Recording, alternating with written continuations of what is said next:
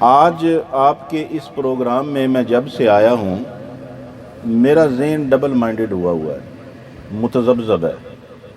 ایک تو وہ باتیں ہیں جو میں کرنا چاہتا ہوں آپ سے، اور دوسری طرف وہ باتیں ہیں جو ہر سال روایتاً ہوتی ہیں، اور ایک روایتی انداز میں معاملہ چلتا رہتا ہے۔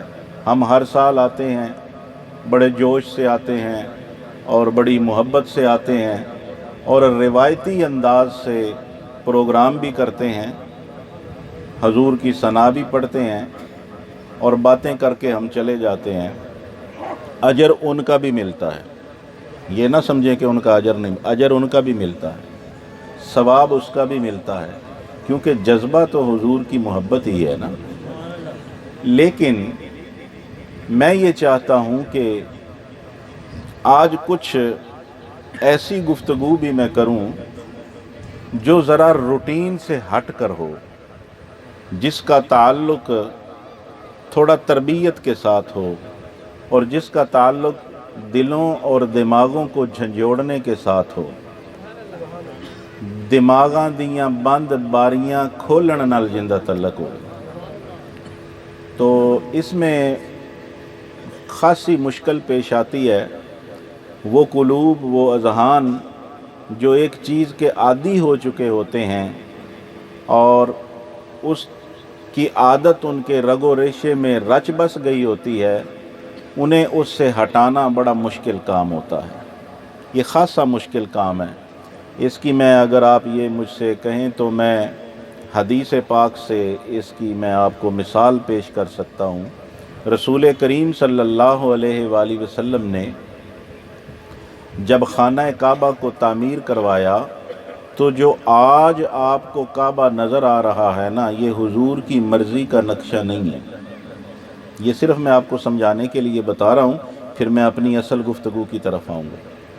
یہ حضور کی مرضی کا نقشہ نہیں ہے، حضور کی مرضی کچھ اور تھی۔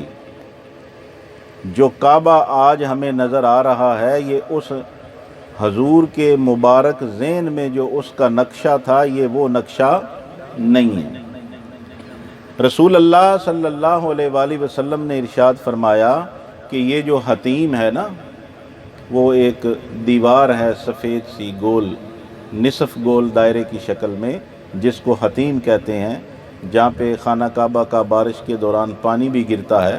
کعبے کا جس کو کہتے ہیں پنجابی میں پرنالا ہے، وہاں پہ لوگ نفل پڑھتے ہیں، عبادت کرتے ہیں۔ وہ بھی کعبے کا حصہ ہے، وہ کعبے سے باہر نہیں ہے، وہ کعبے کا حصہ ہے۔ اور جب نبی کریم صلی اللہ علیہ وآلہ وسلم نے کعبہ شریف تعمیر کروایا تو حضور کی خواہش مبارک یہ تھی کہ اس حصے کو بھی کعبے کے اندر شامل کر دیا جائے۔ سن رہے ہیں آپ توجہ سے کہ نہیں؟ اس حصے کو بھی کعبے کے اندر شامل کر دیا جائے، اور حتیم سمیت ایک بلڈنگ بنائی جائے، ایک عمارت بنائی جائے جو حتیم کو بھی کور کر لے۔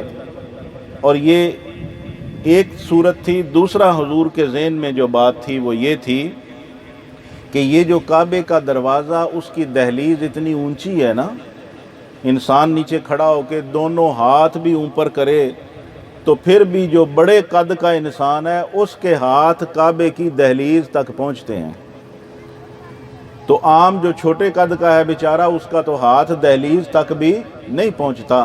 حضور اکرم صلی اللہ علیہ وآلہ وسلم کی مبارک خواہش یہ تھی کہ یہ جو دروازہ اتنا اونچا لگایا گیا ہے، یہ زمانہ جہالت کے قدیم زمانے کے جو امراء تھے، بادشاہ تھے، حکمران تھے، انہوں نے جان بوجھ کر کعبے کی دہلیز اتنی اونچی رکھی ہے کہ کوئی عام آدمی کعبے کے اندر داخل نہ ہو سکے۔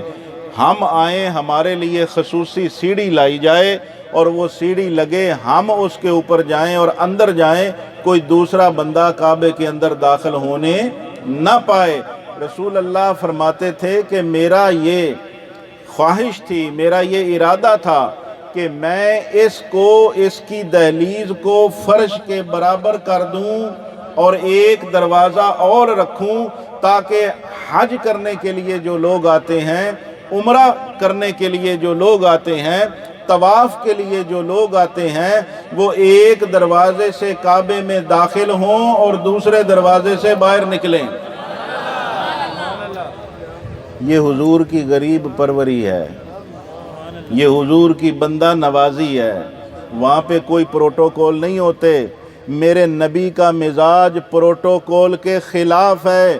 میں حیران ہوتا ہوں آج نبی کے ان نام لیواؤں سے جو نام تو اس نبی کا لیتے ہیں لیکن پروٹوکول کے دل دادا ہیں۔ اگر ان کو عزت نہ ملے تو ناراض ہو جاتے ہیں، اگر ان کو مناسب مقام پر جگہ نہ ملے تو ناراض ہو جاتے ہیں۔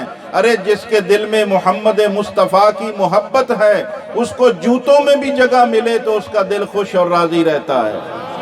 یہ حضور سے محبت نہیں ہے کہ ہم حضور کی فکر کے خلاف چلیں، ہم حضور کی تعلیمات کے خلاف چلیں، ہم حضور کے مزاج کے خلاف چلیں۔ میں آج پوچھنا چاہتا ہوں، ایک ایک آدمی اپنے دل کی طرف نگاہ کرے، ایک ایک آدمی اپنے دل کی طرف توجہ کرے اور توجہ کر کے مجھے نہ بتائے، مجمع کو نہ بتائے، اپنے دل سے پوچھے کہ اسے فکر محمدی صلی اللہ علیہ وآلہ وسلم یا تعلیمات محمدی صلی اللہ علیہ وآلہ وسلم یا نظریات محمدی صلی اللہ علیہ وآلہ وسلم، مزاج مصطفیٰ کا کوئی اسے پتہ بھی ہے یا نہیں ہے؟ حضور کا مزاج کیسا تھا؟ حضور کی طبیعت مبارک کیسی ہے؟ حضور کی پسند کیسی ہے؟ ناپسند کیسی ہے؟ دنیا کے اندر کسی سے محبت ہوتی ہے، ہم اس کی پسند کا خیال رکھتے ہیں، ہم اس کی ناپسند کا خیال رکھتے ہیں، ہم اس کے مزاج کے مطابق اپنی خواہشوں کو بدل دیتے ہیں، اپنی مرضی ختم کر دیتے ہیں، اپنی رضا چھوڑ دیتے ہیں۔ ہمیں جو بھی اچھا لگتا ہے، ہماری جو بھی مرضی ہے، ہماری جو بھی خواہش ہے، ہماری جو بھی سوچ ہے، ہم مدینے والے کی سوچ پر اپنی سوچ ختم کر دیتے ہیں۔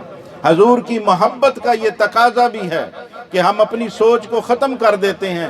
دنیا کے اندر ہمارا یہ اصول ہے، جس سے ہم محبت کرتے ہیں ہم اپنا مزاج اس جیسا بنا لیتے ہیں، ہم اپنی طبیعت اس جیسی بنا لیتے ہیں۔ تو یہ کیسے عاشق ہیں حضور کے کہ حضور کے مزاج کا ہی نہیں پتہ، اس جیسا مزاج بنانا تو بہت دور کی بات ہے۔ مزاج کا ہی علم نہیں ہے، حضور کی طبیعت کا ہی علم نہیں ہے، حضور کی تعلیمات کا ہی علم نہیں ہے۔ تو بات میں یہ کر رہا تھا کہ حضور کی طبیعت کی مثال میں دے رہا تھا کہ کعبہ حضور تو چاہتے تھے کہ ایسا ہو، اب حضور نے پھر ایسا بنایا کیوں نہیں؟ یہ بڑی بات ہے اگر آپ کو سمجھ آ جائے تو۔ اتنا لحاظ رکھنے والا نبی، اتنا پاس رکھنے والا نبی، اتنا خیال رکھنے والا نبی، اس نبی کے ماننے والے ہو۔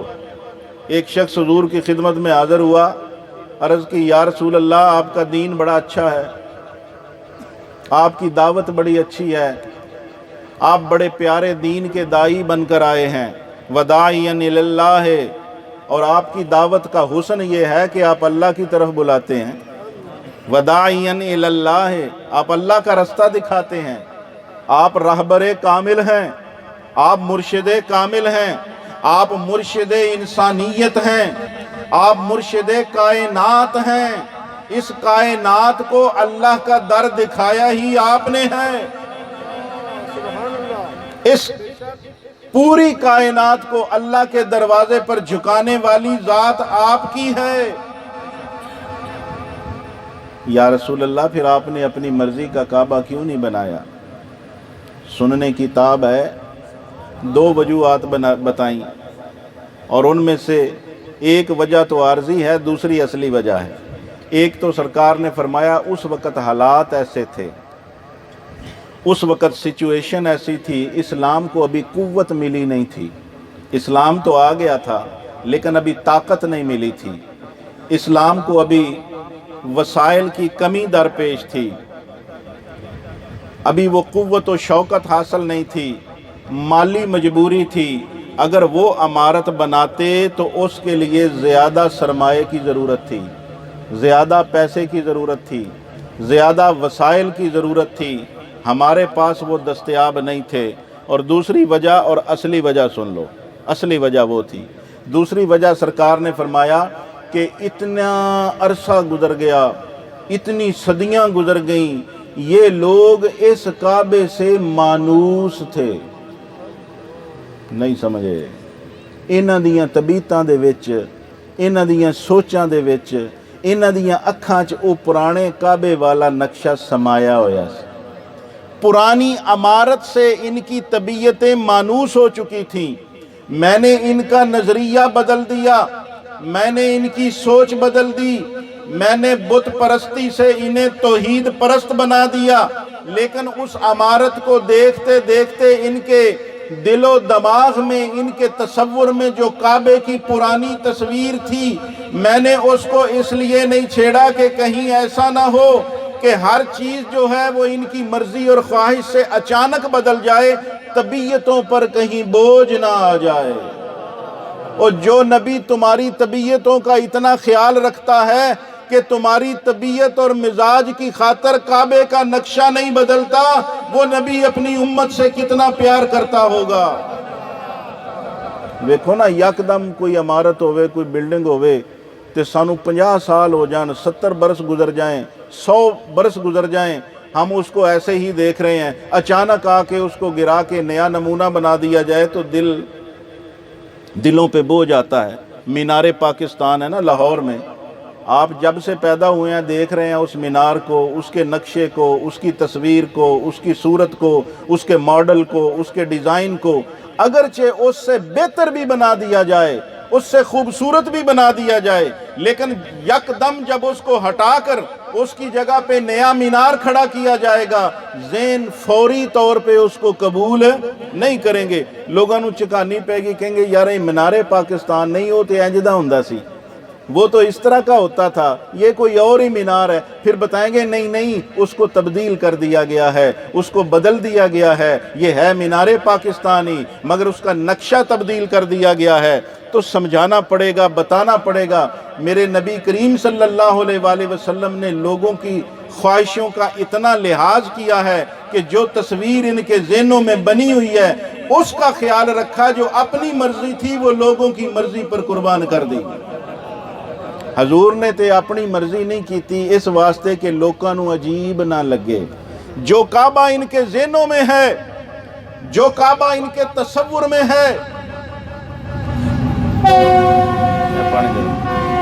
نعرہ تکبیر، نعرہ رسالت، نعرہ رسالت، نعرہ حیدری، سرکار کی آمد، آقا کی آمد، دلبر کی آمد، طٰہٰ کی آمد، یاسین کی آمد، وضحیٰ کی آمد، علم نشرح کی آمد، آمد مصطفیٰ۔ کعبے پر ان کی نظریں جم چکی ہیں، جو ان کے دماغ میں، ان کے تخیل میں، ان کے تصور میں کعبے کی عمارت ہے، کہیں ایسا نہ ہو کہ ان کے ذہنوں پر وہ گراں گزرے۔ حضور نے اپنی مرضی نہیں کی بلکہ لوگوں کے ذہنوں کا اور دلوں کا خیال رکھا ہے۔ مجھے یہ بتائیے وہ کتنا لاجپال نبی ہوگا جو ذہن پر بھی بوجھ نہیں آنے دیتا، جو طبیعت پر بھی بوجھ نہیں آنے دیتا، اس روایت کو